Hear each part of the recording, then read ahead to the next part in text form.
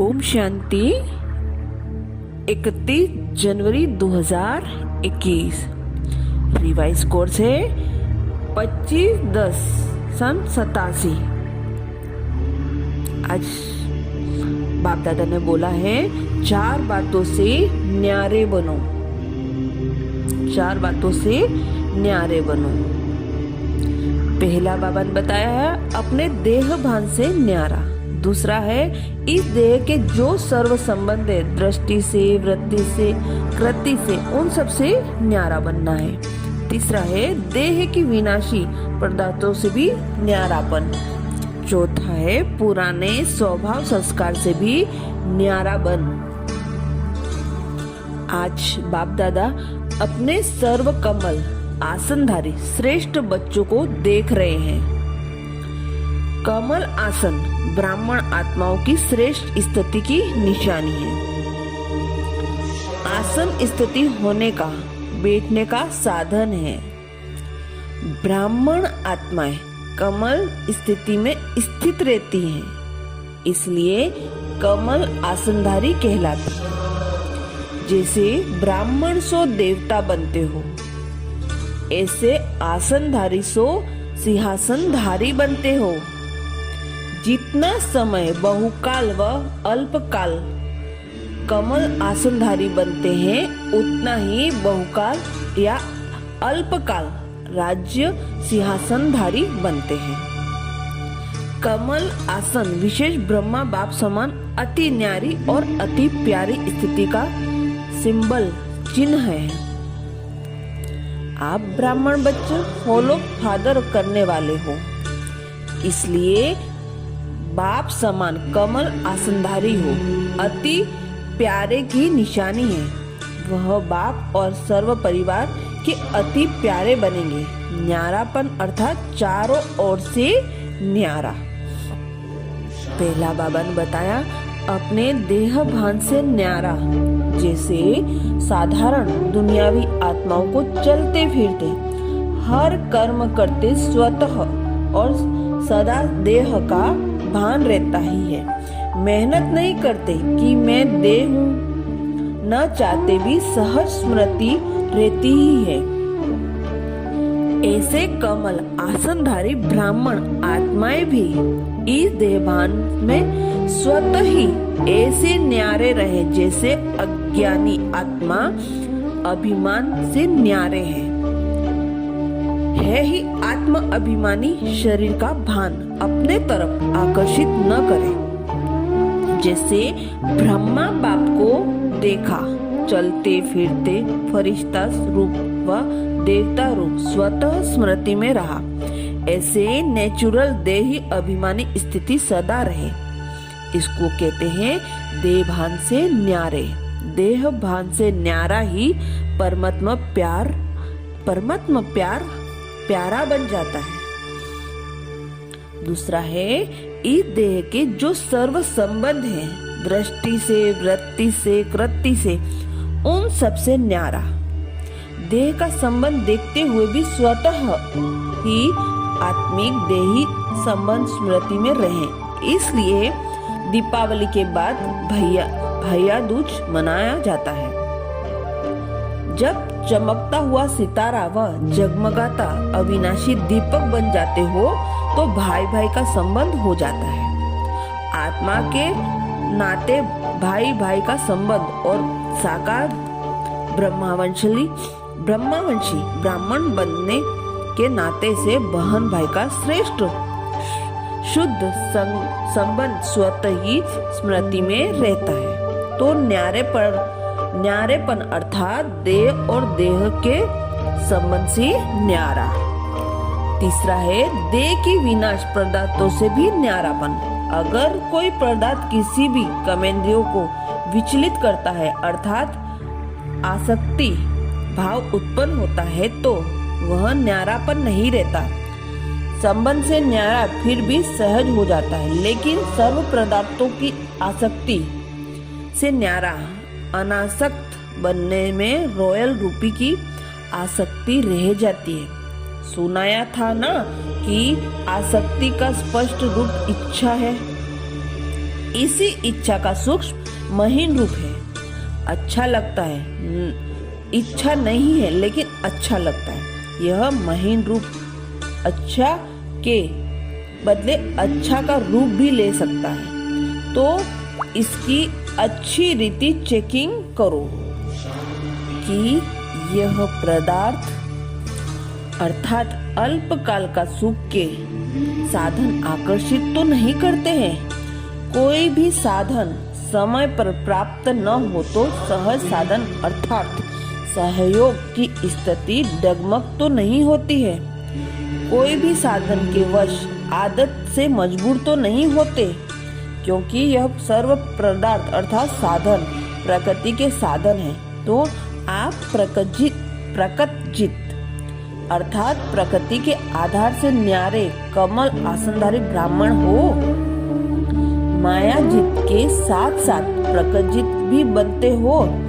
ऐसे ही मायाजित बनते हो तो माया बार बार भिन्न रूपों में ट्रायल करती है कि मेरे साथी मायाजित बन रहे हैं, तो भिन्न भिन्न पेपर लेती है। प्रकृति का पेपर साधनों द्वारा आप सभी को हलचल में लाना, जैसे पानी। अभी यह कोई बड़ा पेपर नहीं आया है, लेकिन पानी से बने हुए साधन, अग्नि द्वारा बने हुए साधन, ऐसे हर प्रकृति के तत्वों द्वारा बने हुए साधनों मनुष्य द्वारा आत्माओं के जीवन का अल्पकाल के सुख का साधन। तो यह सब तत्व पेपर लेंगे। अभी तो सिर्फ पानी की कमी हुई है, लेकिन पानी द्वारा बने हुए पदार्थ जब प्राप्त नहीं होंगे तो असली पेपर उस समय होगा।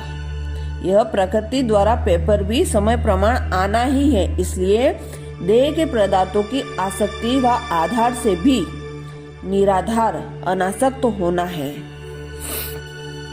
चौथा है पुराने स्वभाव संस्कार से न्यारा बनना है।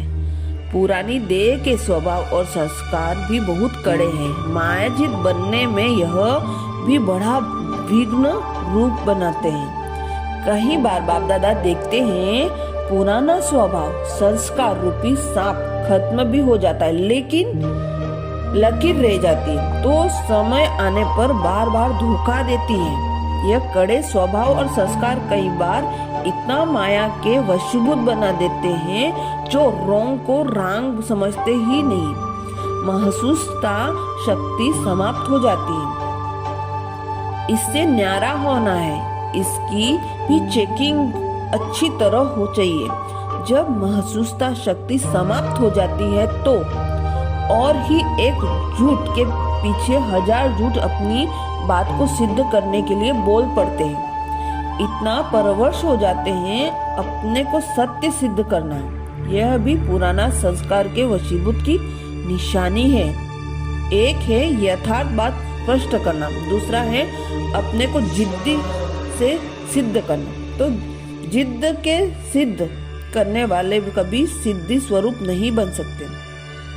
यह भी चेक करो कि कोई भी पुराना स्वभाव संस्कार अंश मात्र भी पीछे हुए तो रहा हुआ तो नहीं समझा। इन चार बातों से न्यारा जो है उनको कहेंगे बाप का प्यारा, परिवार का प्यारा। ऐसे कमल आसनधारी बने हो, इसी को ही चेकिंग फॉलो फादर ब्रह्मा बाप कमल आसनधारी बने, तब नंबर 1 बाप के प्यारे बने।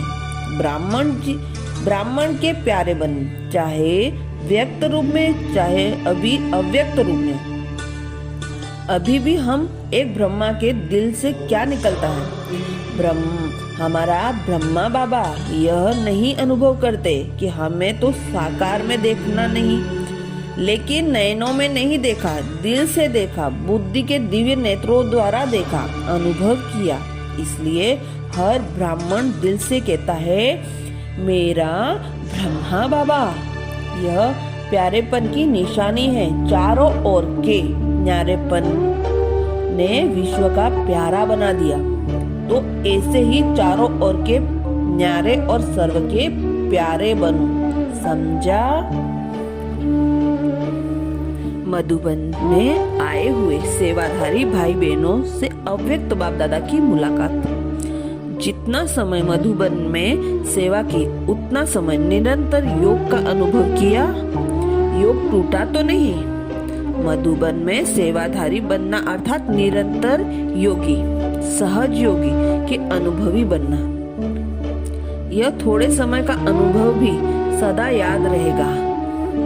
याद रहेगा ना। जब भी कोई परिस्थिति आए तो मन से मधुबन पहुंच जाना, तो मधुबन निवासी बनने से परिस्थिति व समस्या खत्म हो जाएगी और आप सहज योगी बन जाएंगे। सदैव अपने इस अनुभव को साथ रखना है, तो अनुभव याद करने से शक्ति आ जाएगी। सेवा का मेवा अविनाशी है। अच्छा, यह चांस मिलना भी कम नहीं है, बहुत बड़ा चांस है। सेवाधारी अर्थात सदा बाप समान निमित्त बनने वाले, निर्माण रहने वाले। निर्माणता ही सबसे श्रेष्ठ सफलता का साधन है। कोई भी सेवा में सफलता का साधन नम्रता भाव है, निमित्त भाव है। तो इन विशेषताओं से सेवा की, ऐसी सेवा में सदा सफलता भी है और सदा मौज भी है। सच्ची तपस्या सदा के लिए सच्चा सोना बना देती है, जिससे जरा भी मिक्स मिलावट नहीं। तपस्या सदा हरेक को ऐसी योग्य बनाती जो प्रकृति में भी सफल और प्रारब्ध प्राप्त करने में भी सफल। ऐसे तपस्वी बने हो। तपस्या करने वाले को राजयोगी कहते हैं। तो आप सभी राजयोगी हो। कभी किसी की परिस्थिति से विचलित होने वाले तो नहीं। तो सदा अपने को इसी रीति से चेक करो और चेक करने के बाद चेंज करो। सिर्फ चेक करने से भी दिल शिकस्त हो जाएंगे। सोचेंगे हमारे में यह भी कमी है, यह भी है, पता नहीं ठीक हो पाएगा कि नहीं। तो चेक करो और चेक के साथ साथ चेंज भी करो। समझा? कमजोर बन गए, समय चला गया, लेकिन समय प्रमाण कर्तव्य करने वालों की सदा विजय होती है। तो सभी सदा विजयी श्रेष्ठ आत्माएं हो, श्रेष्ठ हो या नंबरवार। अगर पूछे कि किस नंबर वाले हो, तो सब नंबरवार कहेंगे, लेकिन वह नंबर कितने होंगे, एक या अनेक। फर्स्ट नंबर तो सब नहीं कहेंगे, लेकिन फर्स्ट डिवीजन में तो आ सकते हो। फर्स्ट नंबर 1 होगा, लेकिन फर्स्ट डिवीजन में तो बहुत आएंगे, इसलिए फर्स्ट नंबर बन सकते हो। वरदान के लिए वरदान। समझदार बन 3 प्रकार की सेवा साथ साथ करने वाले सफलता मूर्त भव। समझदार बन 3 प्रकार की सेवा साथ साथ करने वाले सफलता मूर्त भव। डिटेल में बाबा बोले, वर्तमान समय के प्रमाण मनसा वाचा और कर्मणा, तीनों प्रकार की सेवा साथ साथ चाहिए। वाणी और कर्म के साथ मनसा शुभ संकल्प व श्रेष्ठ वृत्ति द्वारा सेवा करते रहो तो फलीभूत हो जाएंगे। क्योंकि वाणी में शक्ति तब आती है जब मनसा शक्तिशाली हो, नहीं तो बोलने वाले पंडित समान हो जाएंगे। क्योंकि तोते मुआफिक पढ़कर रिपीट करते हैं। ज्ञानी अर्थात समझदार तीनों प्रकार की सेवा साथ साथ करते और सफलता का वरदान प्राप्त कर लेते हैं। स्लोगन में बाबा बोले, अपने बोल, कर्म और दृष्टि से शांति, शक्ति व खुशी का अनुभव कराना ही महान आत्माओं की महानता है। अपने बोल, कर्म और दृष्टि से शांति, अपने बोल, कर्म और दृष्टि से शांति, शक्ति व खुशी का अनुभव कराना ही महान आत्माओं की महानता है। शुक्रिया बाबा, शुक्रिया। अच्छा, ओम शांति।